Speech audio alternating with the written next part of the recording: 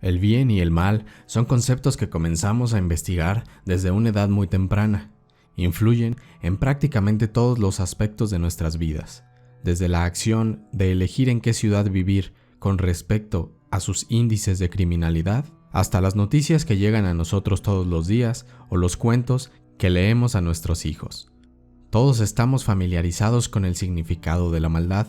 Irónicamente, hay más de una explicación para los actos malvados y no todos los expertos están de acuerdo en qué factores son los más importantes para entender el origen de la maldad.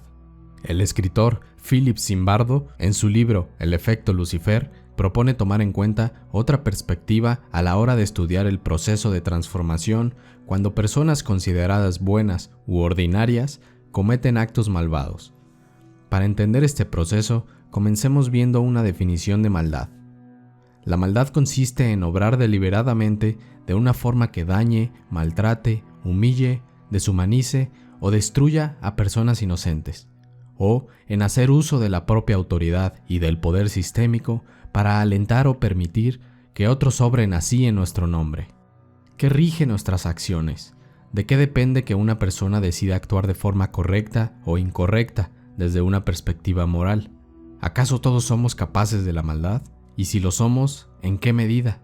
La mayoría de nosotros nos refugiamos tras una armadura de sobreestimación y estamos convencidos de que jamás haríamos muchos de los actos que se consideran malvados. Cualquiera podrá reconocer que puede mentir o copiar en un examen de vez en cuando. Después de todo, nadie es perfecto. Pero ¿qué pasa cuando subimos el nivel de malicia? ¿Eres capaz de robar, torturar o algo peor? Nuestra respuesta inmediata generalmente es que no. Pero las evidencias dan respuestas muy diferentes.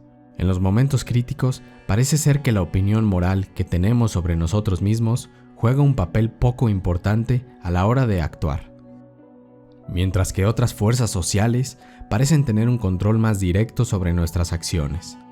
Esta creencia de que solo ciertas personas son capaces de actos malvados es reconfortante, pero también es peligrosa. Crea una lógica binaria que esencializa el mal. La mayoría de nosotros percibimos el mal como una entidad, como una cualidad inherente a algunas personas y no a otras. Definimos el mal señalando a seres realmente malvados de nuestros tiempos, como Hitler, Stalin, Saddam Hussein y otros dirigentes políticos que han orquestado matanzas atroces. También aludimos a males menores y más ordinarios, como el tráfico de drogas, las violaciones, la trata de blancas, la estafa a nuestros ancianos y el acoso escolar a nuestros hijos.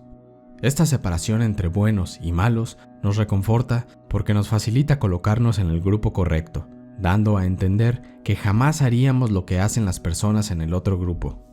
Otra de las formas en que nos reconforta es, de nuevo, en palabras de Zimbardo, mantener esta dicotomía entre el bien y el mal también exime de responsabilidad a la gente buena, incluso la exime de reflexionar sobre su posible participación en la creación, el mantenimiento, la perpetuación o la aceptación de las condiciones que contribuyen al crimen, la delincuencia, el vandalismo, la provocación, la violación, la intimidación, la tortura, el terror y la violencia.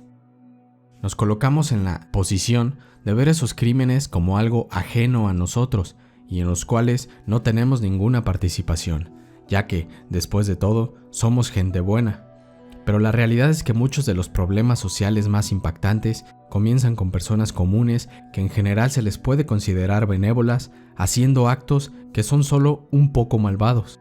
Y es a partir de estos actos ligeramente malvados que se desarrollan injusticias y situaciones que dan lugar a formas de maldad mucho más atroces.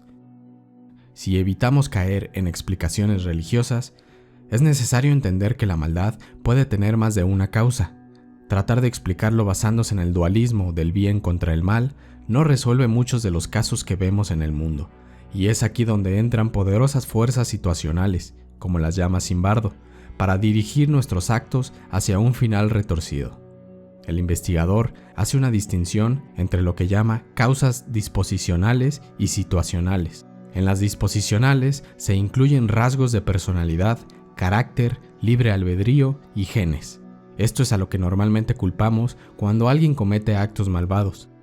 mientras que las causas situacionales se concentran más en el ambiente. Es decir, existen ciertos ambientes que pueden facilitar la aparición de actos malvados. Para dejar esto más claro, veamos un ejemplo. Desde el punto de vista disposicional, a un niño que manifieste problemas de aprendizaje se le puede administrar una variedad de tratamientos médicos y conductuales para que supere el problema, pero en muchos casos, y sobre todo entre la gente pobre, la causa del problema es la ingestión de plomo que contiene la pintura que cae de las paredes de casas viejas. Este sería el enfoque situacional. Como vemos, un problema puede tener causas muy diferentes y la estrategia para combatirlo cambiará drásticamente de acuerdo a ellas. Lo mismo ocurre con la maldad en las personas. Rápidamente culpamos a los genes o a una infancia problemática, cuando puede ser que el ambiente en el que se encuentra la persona esté haciéndolo propenso a la maldad. Veámoslo de esta forma. En general, creemos que tenemos una personalidad consistente, que nuestro comportamiento se mantiene igual estemos donde estemos, pero es extremadamente común que el comportamiento de las personas cambie cuando están solas a cuando están en un grupo grande. No actuamos de la misma forma cuando estamos en un ambiente romántico que cuando estamos en uno competitivo, como en una actividad deportiva. Las personas podemos modificar nuestros valores en cierta medida dependiendo del lugar en el que estemos y de la gente que nos rodea. De ahí que es tan importante tener extremo cuidado a la hora de elegir qué personas serán parte de tu vida, y que a veces es necesario cortar lazos si crees que esas personas están siendo dañinas. Pero los ambientes que empeoran nuestro comportamiento no son solo casos accidentales o un amigo que esté influenciándonos de manera negativa. Estos ambientes pueden ser resultados de sistemas enteros creados por la sociedad y que en un principio tenían un propósito positivo. Aquí es donde las cosas se vuelven aterradoras.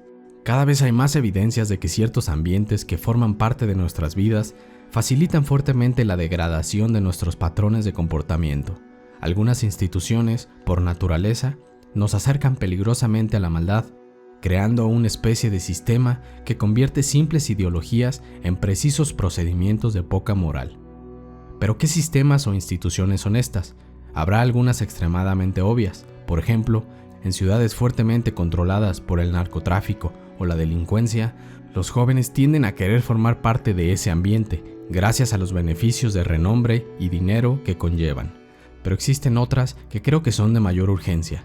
Seguramente ya más de uno se ha dado cuenta, pero es relativamente común ver o enterarse de comportamientos ilegales o inmorales de parte de integrantes de la policía o del ejército. Pero no caigamos en generalizaciones.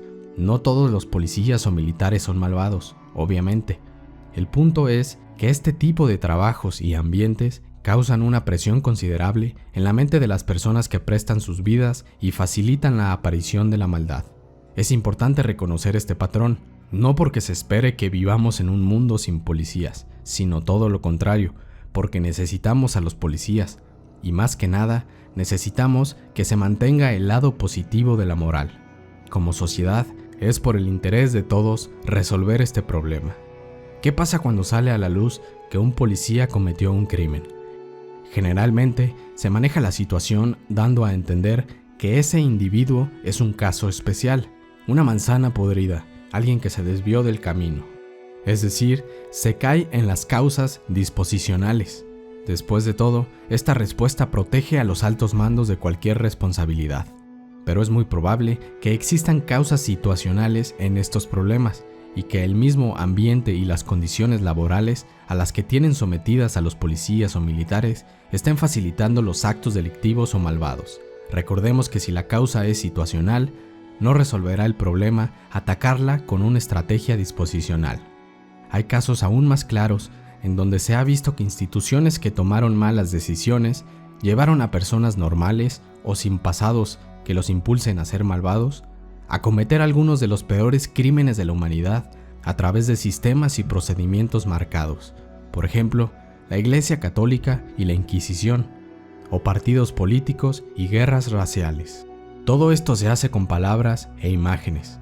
El proceso se inicia creando una imagen estereotipada y deshumanizada del otro, como un ser despreciable, todopoderoso, diabólico, como un monstruo abstracto que constituye una amenaza radical para nuestras creencias y nuestros valores más preciados.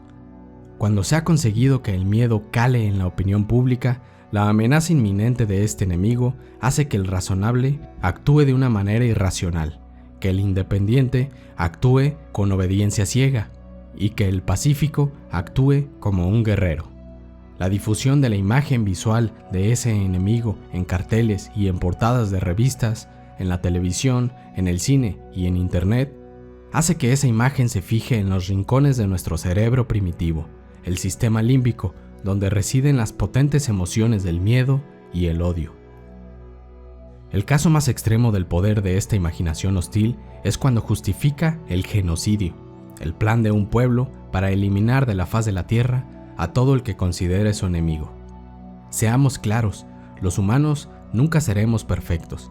Por razones más allá de nuestro entendimiento, la maldad forma parte de este universo y tenemos que aprender a lidiar con ella. Tenemos que aprender a disfrutar la vida a pesar de ella. Queda en nosotros detectar las fuentes donde se crea este sombrío rostro de los seres vivos y debemos decidir si queremos ignorar sus causas o combatirlas de frente. Cuando el poder se alía con el miedo crónico, se hace formidable. Si disfrutaste de este video, te ayudó a despertar interés por el tema y te gustaría ver más contenido como este, te invito a que te suscribas al canal y a que apoyes el proyecto a través de Patreon. Dejaré el link en la descripción. Gracias por ver este video.